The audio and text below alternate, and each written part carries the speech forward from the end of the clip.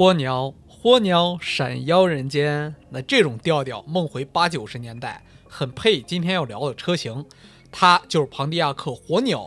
大家好，我是麦克奥鲁，喜欢车关注我开稿。庞蒂亚克火鸟诞生时间挺早，是1967年。它既然是 Pony Car 种类，万恶之源当然福特野马了。当它开了一个好头后，其他家纷纷的效仿。那通用是把自己的下属2个品牌分别推出车型与之抗衡，所以第一代野马诞生后2年，1967年推出第一代火鸟，它比同名代的雪佛兰凯美瑞晚了几个月。同年，福特高端水星也推出了 Cougar 跟它对标。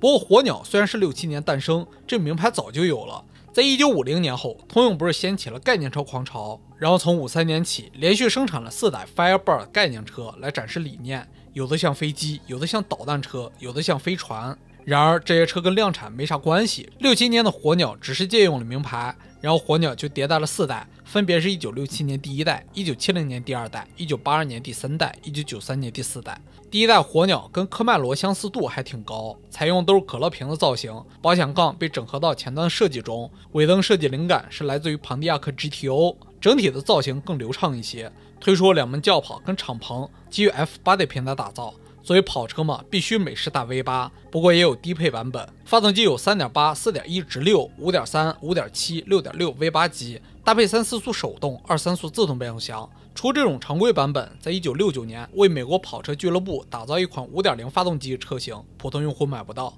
那第一代车型只生产3年，但每年都有改款，89年改动比较大。整体设计语言转变，内部布局也有修改。销量方面，每年8到10万辆不等，虽然跟野马比起来差远了，但是接近 Cougar 也算不错开端了。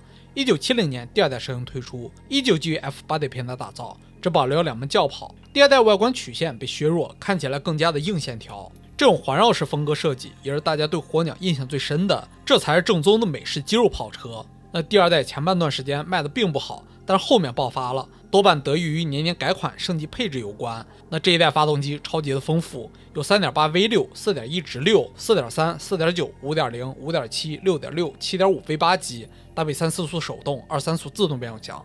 第2代车型虽然每年都改款，但在1977年是大改，像前脸、引擎盖、轮毂、姿态选装、发动机都更好了，也从此时开始热卖，最高的时候1年21万辆左右。那其他年份都是细节修改。那这一代车型除常规版本，还衍生出好多特殊版本，比如1976年庆祝庞蒂亚克成立50周年的纪念版、印第安纳波利斯限量版等等。以后单独聊第2代车型再展开。第2代车型也成为车系的巅峰。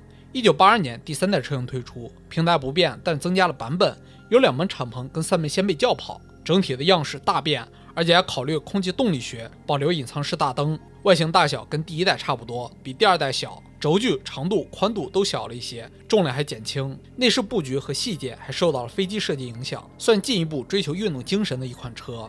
第3代搭载 2.5 直4、2.8、3.1、3.8 V6、5.0、5.7 V8 机，搭配4-5速手动、3-4速自动变速箱。或许有人好奇，不是说好了要追求极致吗？反而排量、发动机都削了。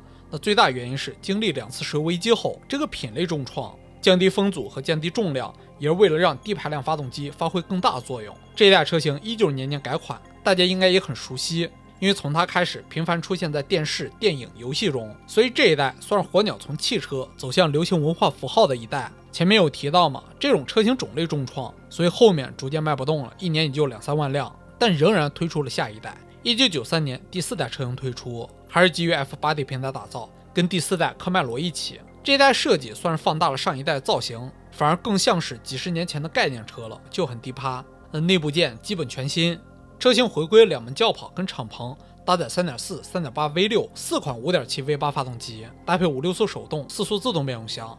那第4代既然车系末期了，也不搞每年都小升级了，分成2个阶段，1993到1997，还有1998到2002年停产。中改车型包括引擎盖、进气口、大灯、制动器等。这一代也照样推出特殊版本，比如火鸟变成了火鹰。Trans Am 225 30周年纪念款。这里要说一下，在第1代的时候，1969年就推出了 Trans Am 性能和外观选装包，而这个名称是贝耐利在1966年开始举办的跑车系列赛火鸟参赛了。那随后这个配置就一直贯穿火鸟一生。那至于火鸟为啥会停产，有2方面原因，一方面品类的衰败，那另外2000年左右，通用财务危机，所以被迫放弃一些品牌，家用车和 SUV 就开始成为主流，这种性能牌子就放弃了。而且庞迪亚克这个品牌在10年后关闭。火鸟这个车系的结束，代表一个时代的结束，它绝对算是庞迪亚克品牌的标志性车型，让其坐稳了性能和激情的品牌定位。它激进的设计也成为了品牌的视觉符号，强化了肌肉车市场的独特形象。